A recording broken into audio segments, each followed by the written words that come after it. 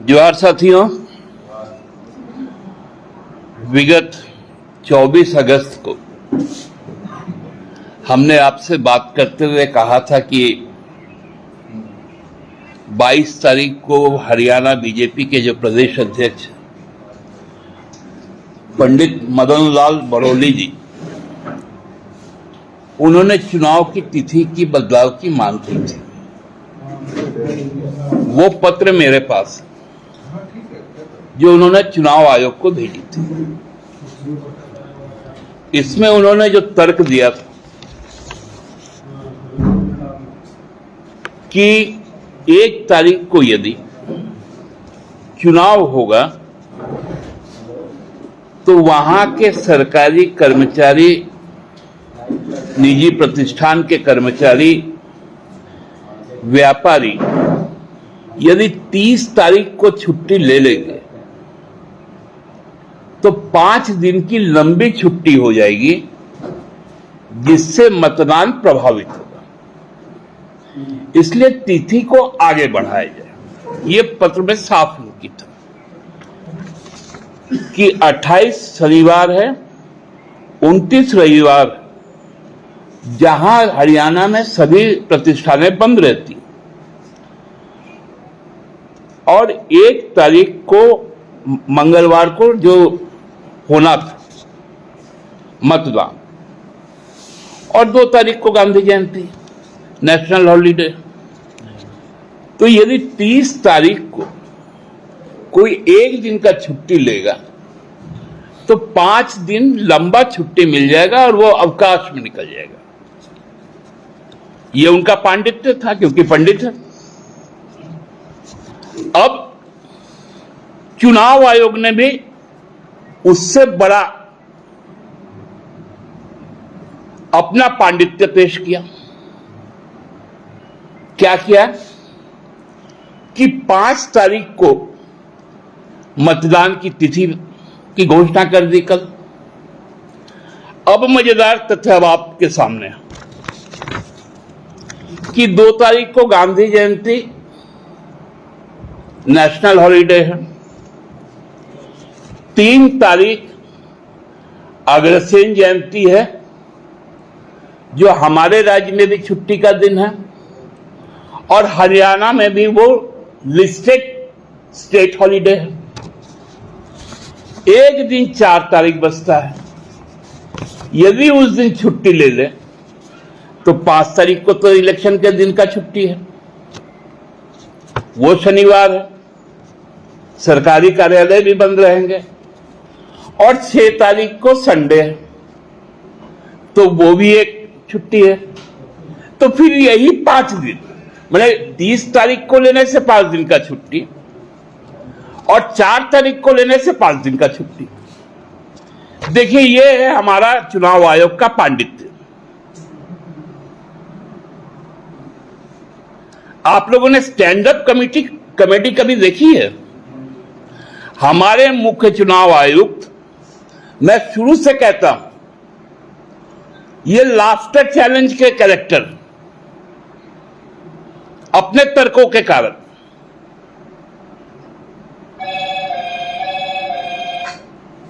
उन्होंने कहा था कि लेवल प्लेइंग ग्राउंड देंगे। और कब कहा? जब हरियाणा में 2 दिनों तक के प्रवास के बाद, जम्मू कश्मीर के बाद हरियाणा गए,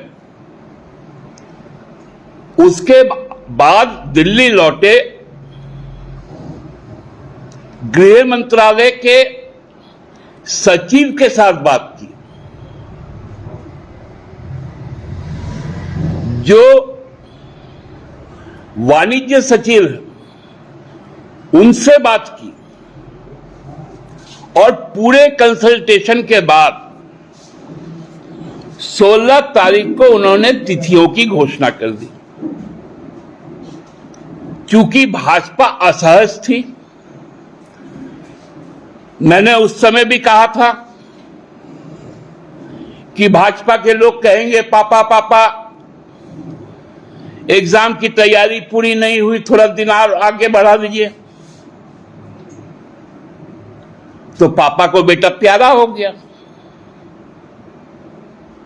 ये चुनाव आयोग के निष्पक्षता और संवैधानिकता पर एक गंभीर प्रश्न चिन्ह खड़ा करता है कि भाजपा का जो भी डिक्टेशन होगा वो चुनाव आयोग मानेगा, चाहे वो लोकसभा का चुनाव हो या राज्यसभाओं का चुनाव या राज्यों में विधानसभाओं का चुनाव। क्योंकि यहां आके जो सह प्रभारी है वो बोल दिए 30 सितंबर तक लास्ट है, फिर आचार संहिता लग जाएगा, जबकि हमारे यहां ड्यू है दिसंबर में। ये सारी बातें तय हो जा रही हैं। इससे क्या होगा? 100 घंटे के फर्क, लगभग थोड़ा उससे ज्यादा, क्या जनमत भी समाप्त हो जाता? टेम्परिंग करना है, टेम्परिंग।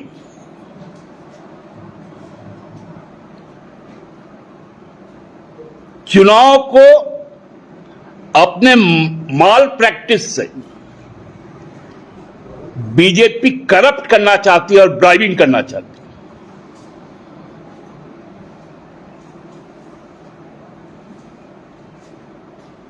यह गंभीर समस्या है आज के दिन में, और मुझे यह आशंका थी कि यह होगा,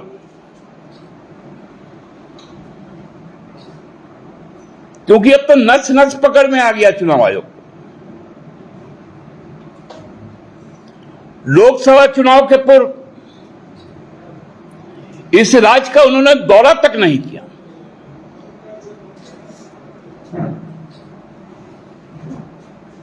और 4 चरण में चुनाव करवा दिए, भीषण गर्मी में।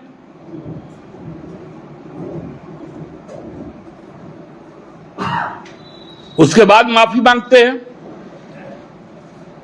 एडीआर ने कहा कि पोल वोट से ज्यादा काउंट वोट है, आप जांच करवाइए। उस पर चुप्पी साध ली।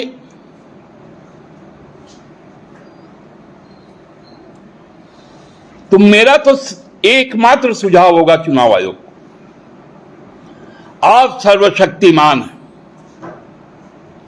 आप हरियाणा में भाजपा सरकार बनाने के लिए 90 में 89 सीट, 89 सीट बीजेपी को अवार्ड कर दीजिए और 1 सीट खाली रख दीजिए। दिल्ली से जो नेता तय होगा मुख्यमंत्री का, वो फिर जाके वहां पर बाई इलेक्शन लड़ेगा। उसी तरह जम्मू कश्मीर में भी कर दीजिए, महाराष्ट्र में भी कर दीजिए और हमारे राज्य में भी कर दीजिए कि 80 सीट भाजपा को दे दीजिए। उसके बाद कोई यदि फिर से भाजपा में शामिल होगा तो वो उपचुनाव उस 1 सीट में जाकर भाजपा का मुख्यमंत्री हो जाएगा। अब चुनाव आयोग का दायित्व बस इतना रह गया। प्रहसन कर रहे हैं लोग, प्रहसन। नाम के आगे पंडित लिखते हैं।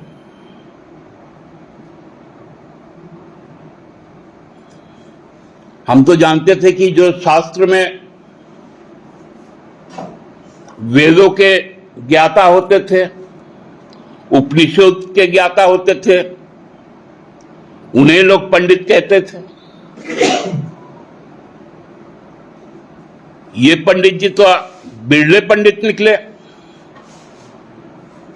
कि एक दिन को 5 दिन गिना दिए, फिर चुनाव आयोग उससे बड़ा पंडित, फिर एक दिन को 5 दिन बना दिया, ये पंडितों का लड़ाई लोकतंत्र के लिए शुभदायी नहीं है। मुझे इतना ही कहना था। दादा, यहाँ भी जब चुनाव होंगे तो बहुत सारी छुट्टियां होंगी, या कोई आपको डर है कि बीजेपी देश आगे पीछे करवाएगा? देखिए, चुनाव आयोग से डर के हम चुनाव थोड़ी लड़ते हैं। हम तो जनता से आशीर्वाद लेना चाहते हैं। और ये तो परंपरा बन गई है कि एक फॉर्मेलिटी है कि चुनाव आयोग कंडक्ट करवाता है। आपको ईसीआई का फुल फॉर्म बताए ना, कल हमने उसको इजाद किया। Extended campaign institution. Bharatiya Janata party का जो चुनावी कैंपेन होता है, extended campaign institution of BJP, ECI, ये टर्मोलॉजी एक नया है। इस टर्मोलॉजी को आप लोग याद कर लीजिए। अब एक इलेक्शन डिपार्टमेंट है जो वित्त विभाग के अंदर आता है, एक्सटेंडेड कैंपेन इंस्टीट्यूशन। चुनाव प्रचार का वृहत संस्थान चुनाव आयोग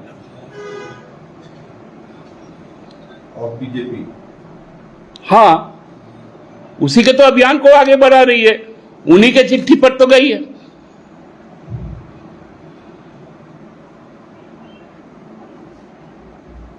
अब तो यहां मन नहीं करेगा तो चुनाव भी नहीं होगा। जहां जहां मन करेगा चुनाव होगा, मन करेगा चुनाव नहीं होगा। और हमको लगता है कि कार्यकाल के बाद में मुख्य चुनाव अधिकारी महोदय, चूंकि मैं जानता इसलिए हूं कि हमारे रांची के उपायुक्त रहे, उनका कार्यकाल तो हम लोगों ने देखा है ना, आप सबने देखा होगा। जो नए लोग हैं वो शायद नहीं देखे होंगे, लेकिन हम लोग जो 50 साल से ऊपर के हैं, हम लोगों ने तो देखा है। धन्यवाद। दादा, एक और मामला अभी बहुत सुर्खियों में है, जो नियुक्ति प्रक्रिया चल रही है, उसमें बहुत सारे बच्चों की मौत की और बेहोश होने की खबरें आ रही है। आप लोगों ने पता करने की कोशिश की है कि क्यों ऐसे मामले आ रहे हैं? ये बहुत संवेदनशील मामला है और बहुत गंभीर मामला है। देखिए, इस वक्त में तो तापमान उतना है भी, फिर भी जो 2016 का जो नियमावली बना था, जो रघुवर दास जी ने बनाया था कि 10 किलोमीटर दौड़ना 1 घंटे में, उसके बाद कोरोना काल आया। हमने कुछ एक्सपर्ट से बात की, वो लोग गहन रिसर्च कर रहे हैं कि कहीं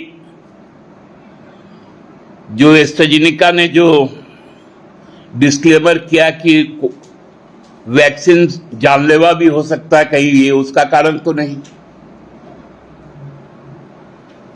क्या हार्ट का प्रॉब्लम है? कुछ डॉक्टर्स ने कहा कि कुछ शायद स्टेरॉइड लेके दौड़ते हैं, तो उसके कारण बॉडी एक्यूमुलेट नहीं कर पाती है। कुछ डॉक्टर ने कहा कि जो कोरोना इफेक्टेड है या वैक्सीनेटेड है, उनके पल्मोलॉजी के जो एक्सपर्ट है वही बता रहे थे कि अब ये एक नया सिम्टम आने लग गया है कि यंग एजेस में हार्ट अटैक का रेट अचानक से 2 साल में बहुत ज्यादा बढ़ा है। तो अब ये सारी चीजें, अब पोस्टमार्टम की रिपोर्टें भी आएंगी, जो दुखद 8 मौतें या 10 मौतें हुई है। ये हृदय विदारक है।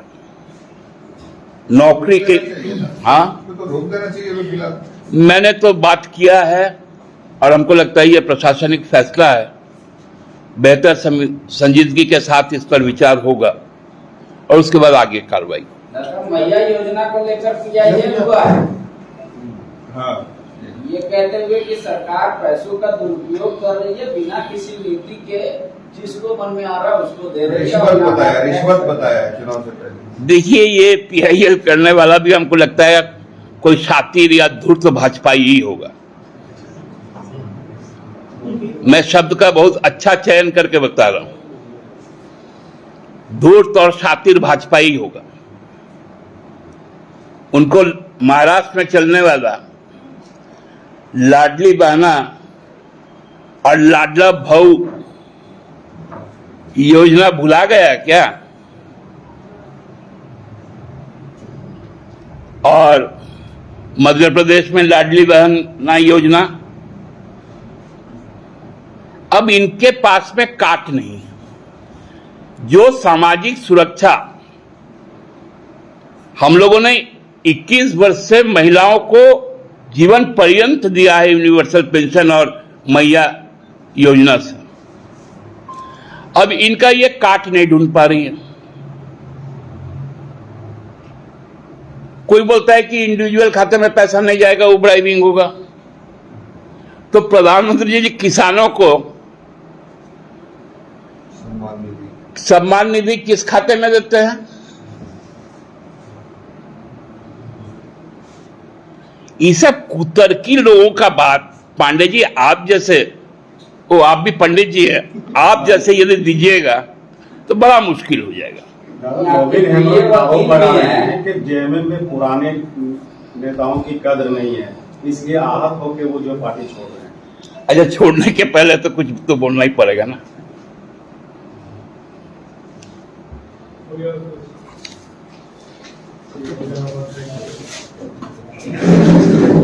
अरे